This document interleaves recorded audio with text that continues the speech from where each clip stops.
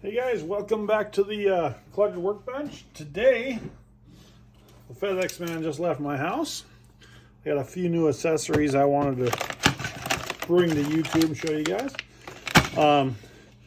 The HKPDW brace from SP Tactical, and highly recommended to me the HCI Gen 2 MP5 magazines. Of course, last week I picked up the MP5. So I just figured I'd throw this little video together and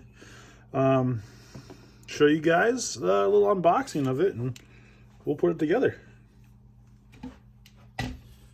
So let's see what we get in the box. I always love opening stuff and seeing what we get.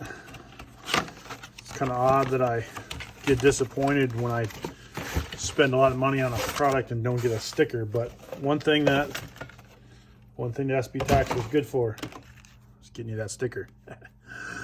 I have a heck of a sticker collection. So looks like we got Allen wrenches. It comes nicely wrapped up, and it is that metal? Yeah, that is aluminum. That's one thing I was curious about. I couldn't seem to find before I ordered it, is if that was aluminum or not.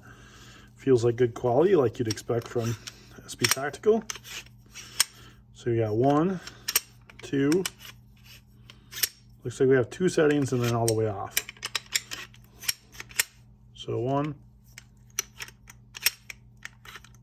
2, 3. Yeah, you can see them there. 1, 2, 3. So now 3 settings. And then let's set this off to the side. And this is my first MP5, so I was kind of excited about it. I've actually since ordered another one, but it's not here yet. A little shorter version. So this, real quick, this MP5 was actually pretty nice. It came with the bungee sling, so it's the PTR, comes in this case. In the case, if I block the light, it came with this nice little case with the guns. 2 of these mags. I'm not much of a clear plastic mag guy. The tool that actually matches the H&K, which is pretty neat, came with a bungee sling that was sat right here, and then of course the flare arm itself. PTR seems to be pretty decent.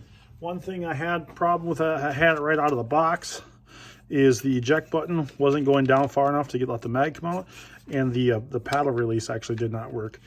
So what I did is I ended up having to take the mag release button off and grind down the back side of it, because it was actually hitting the side of the receiver before the tang here was all the way over far enough, and it wasn't clearing inside of there.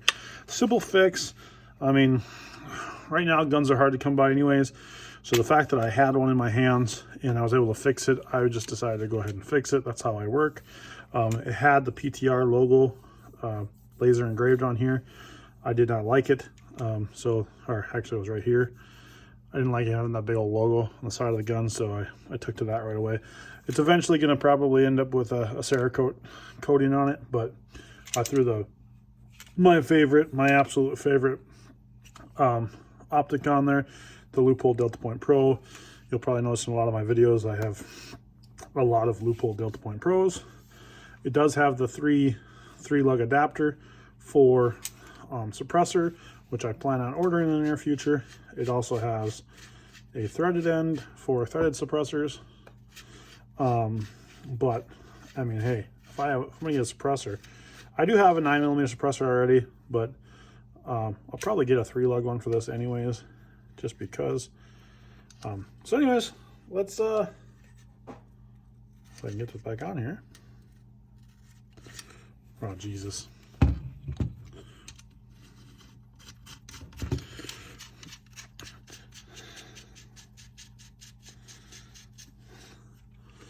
The plastic mags, like I said, they just, I don't know, they work all right, the plastic mags it came with, but I'm just not a fan of the plastic mags. That feels, it's definitely a little sloppier. Let's see what it feels like when it's loaded, of course.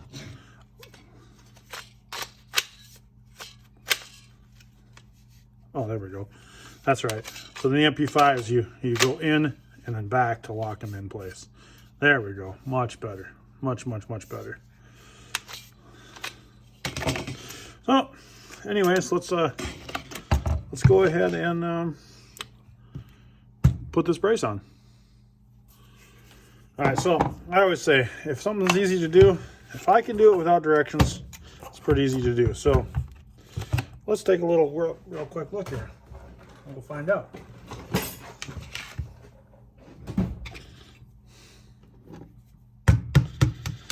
So you got one pin that holds the back end of this stock on. Sometimes so pull that pin right there out. It just there's a little spring detent on there that holds it in place. Then just take this cap. This is a plastic punch, is what I usually use, so it doesn't mar anything. Do a couple little taps. This cap will actually come right off. Now, if this charging handle is cocked back, there's gonna be tension under this spring. Once you get that handle to spot off, it's gonna go pinging. Again, I learned that by mistake. If you want to go down further with this here, the lower will just pull right off. Then the bolt carrier will just come right out. And that's pretty much all your guts. You can strip it down further than that, but I mean, these things are pretty simple. There's the little rollers on the side there. Slide that all back in there. This just hooks right underneath that hook right there. And that's it. Now the new cap from SB Tactical. Again, this one's aluminum. The other one's plastic. Plastic's definitely got its benefits. You're not going to mar it up. This looks like it's going to get marred up pretty easy. But if this gun ends up getting Cerakoted, it'll take care of that. This should just fit right over here.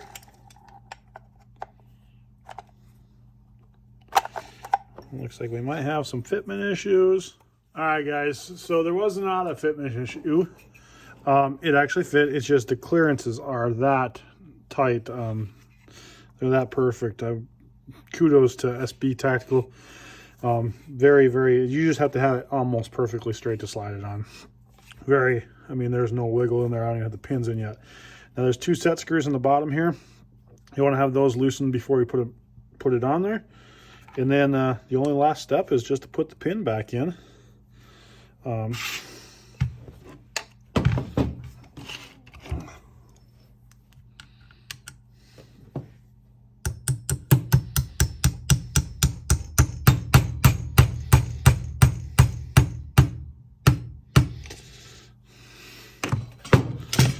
I would normally use a plastic hammer, but that's what I have handy right here. And like I said, this is going to be coming right back apart to get Cerakoted.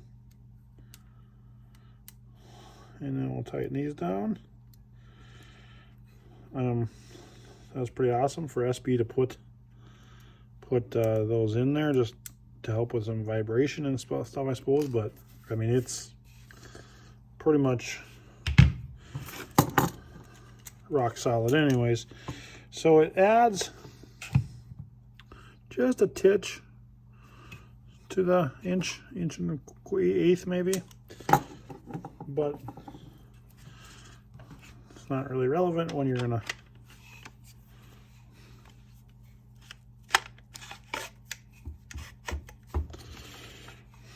so there it is, all the way collapsed as far forward as I can go. It doesn't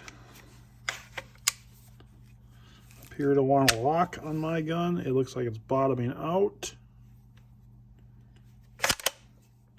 Yeah, I'm not hitting that last lock, so it's almost like a ripstick right now. It doesn't actually lock, which isn't a bad thing, except for it's bottoming out.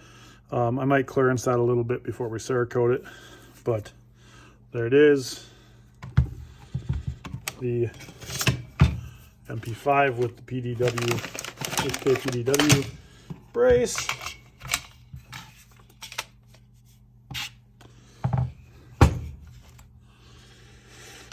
Your typical, exactly what you'd expect from SB Tactical on that brace. They reshaped the front of it, I think, looks like, just to make it look nice on that particular gun. That goes to fully extended.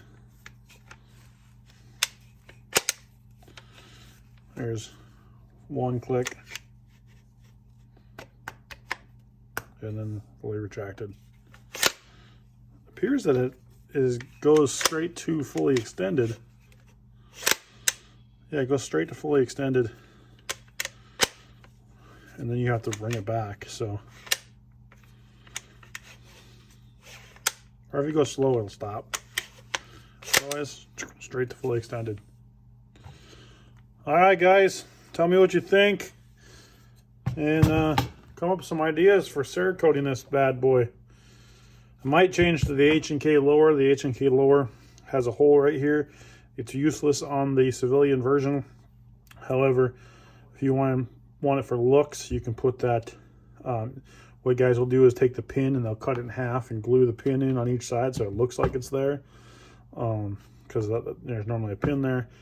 The next H&K, the next MP5 I have coming is actually a little bit shorter version.